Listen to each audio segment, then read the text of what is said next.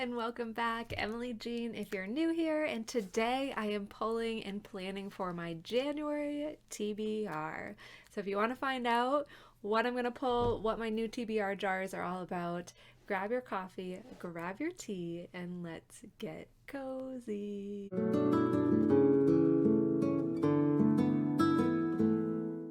Okay, so this year I have a few reading goals for 2022, and one of them is to read more books from my actual shelf. So I put them all into this jar, which came in one of my Owl Crate boxes, and I'm going to pull, normally going forward after January, I'm going to pull 2 from this jar every month, and then 2 from this jar, which is all of my GoodReads want-to-reads from 2020 and before. So I really want to start working through some of my want to reads that have been going a little stagnant, and I want to either read or DNF them so I can clean up that want to reads list, have it like more up to date. So that's what this jar is from. So the months going forward, I'm going to do 2 from this jar, 2 from this jar, and then 1 freebie, because my goal for the year is to do 5 books a month.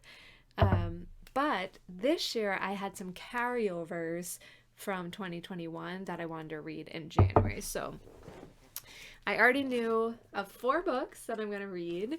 1 I've already finished because I'm recording this on January 5th. So The Gilded Cage by Lynette Noni. This is the second in the Prison Healer series. I gave Prison Healer 5 stars last year. I really loved it. This one was a bit underwhelming. I'm actually not sure if I'm going to continue with the series, but I just finished it a couple days ago, so I'm going to give it some time to like kind of sink in, and then I'll decide. But this was the first one on my TBR for January. Then I've been reading these both for a little while, a little bit on audiobook here and there, but I really want to get through them this month. When We Believe in Mermaids by Barbara O'Neill. This is a really neat story about a family who thought that they lost one of their daughters. There's twin sisters. They thought they lost one of their daughters in a terrorist act, that she died. But then one day they see a woman on the news who looks exactly like her all the way in Australia. So one of the twin sisters leaves California to go see if she can find her sister in Australia. And it's the story of them. I'm about a quarter of the way through right now, and it has shifted perspectives, so it goes between each one of them in different chapters, and so far I'm really enjoying it. So this is the next on my January TBR. Then this is actually a carryover from one of my goals from 2021 to read through my want to reads that have been there forever. The Thinking Woman's Guide to Real Magic by Emily Croy Barker. This is a really neat, fantastical, magical story about a regular everyday woman who's a professor or in school to be a literature professor or a literature researcher, and then she finds herself wandering into this magic portal and she gets stuck in another land. So I've been listening to this on audiobook and just switched over to the physical book, probably 10 or 15% of the way through. This is another one that I'm really enjoying and glad that I'm finally picking up. Then I picked up The Long Way to a Small Angry Planet by Becky Chambers. In 2021, I realized again how much I love sci-fi. It's a huge love of mine, so I want to read a lot more of that this year.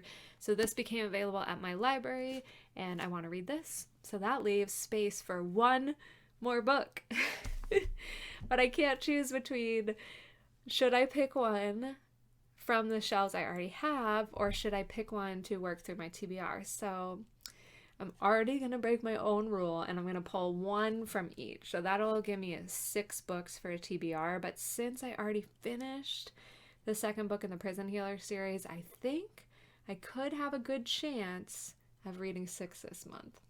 I think we could do it. So I'm going to pull 1 from each of these jars. And I'm so excited. I've never done like any TBR games or TBR challenges. Like, this is my first time doing anything like it. So it'll be fun to see how it goes.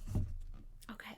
So I'm going to pull from the books I already own that I have on my shelf. So let's pull the first one from that. and we'll see. Oh, one popped out right away. Ooh, good. The Sea Beast Takes a Lover. This will definitely help me get to 6 because this is a super short read. So, The Sea Beast Takes a Lover. Let me find where I put that. This is a collection of short stories, which I've actually been wanting to pick up, so I'm so excited. The Sea Beast Takes a Lover by Michael Andresen. I think it's a bunch of short stories. This is actually a dollar store pickup, and I was just drawn by the covers, by the unique name.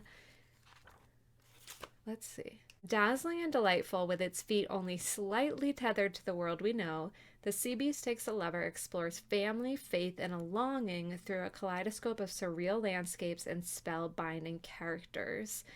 Andresen's stories unfold in wildly inventive worlds that invite the supernatural into our familiar routines. Yeah, I think they're short stories, even though it's not like... Okay, this is why.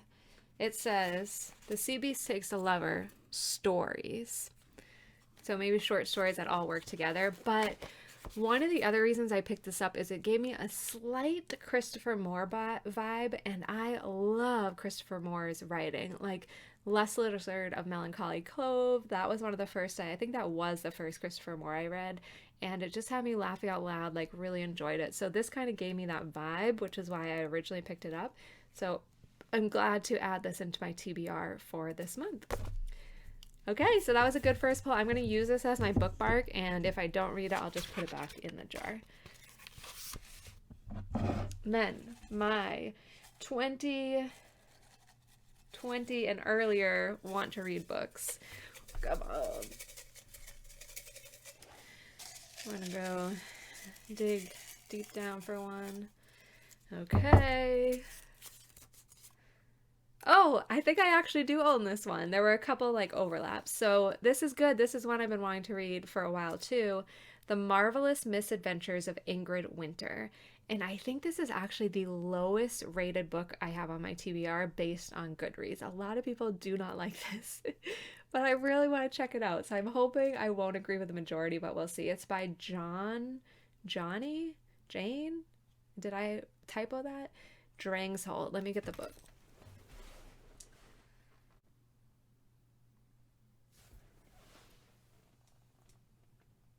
Here it is. I thought it was a white book cover, but it's orange. The Marvelous Misadventures of Ingrid Winter. This is another smaller one, so I think I can successfully read 6 in January. I'm hopeful. The reason I originally was drawn to this because Ingrid just seems really quirky. Like, she kind of reminds me of one of my closest friends, and so I thought I would enjoy it. I think she's a mom who needs to get away. A trip to Russia is the last thing she needs. Ingrid Winter is desperately trying to hold it all together. A neurotic Norwegian mother of 3 small children and an overworked literature professor with an overactive imagination. Ingrid feels like her life's always on the brink of chaos.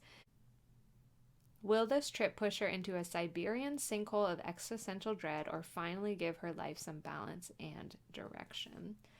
So I am excited to check this out. I hope that it doesn't disappoint, but I am super happy with this TBR drawer.